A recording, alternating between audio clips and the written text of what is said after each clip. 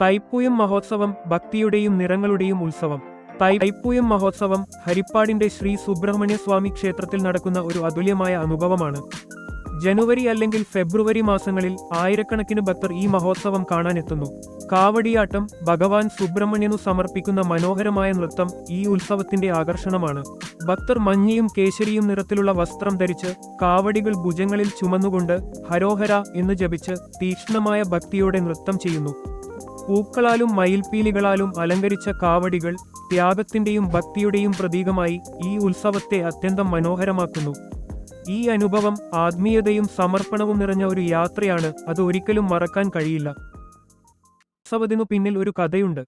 താരകാസുരൻ, മഹാശക്തിയുള്ള അസുരരാജൻ, ബ്രഹ്മദേവന്റെ വാക്കുകൾ കേട്ടപ്പോൾ ശിവപുത്രൻ മാത്രമേ നിന്നെ സംഹരിക്കാനാകൂ എന്നത് അവന്റെ അഹങ്കാരത്തെ വളർത്തി. ദേവതകളെ പീഡിപ്പിച്ച് സ്വർഗം കീഴടക്കാൻ അദ്ദേഹം ശ്രമിച്ചപ്പോൾ ദേവന്മാർ ശിവനെ പ്രാർത്ഥിച്ചു. എന്നാൽ ശിവൻ തപസ്സിലായിരുന്നു. അപ്പോൾ പാർവതിയുടെ ശക്തിയാൽ കാർത്തികേയൻ ജനിച്ചു. അദ്ദേഹം ദിവ്യായുധമായ വേൽ പ്രാപിച്ചു ദേവസേനയെ നയിച്ച് യുദ്ധത്തിനൊരുങ്ങി.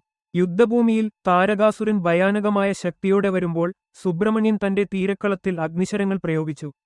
അവൻ തന്റെ വേലാൽ താരകാസുരനെ തുളച്ചപ്പോൾ അവൻ ഭൂമിയിൽ വീണു.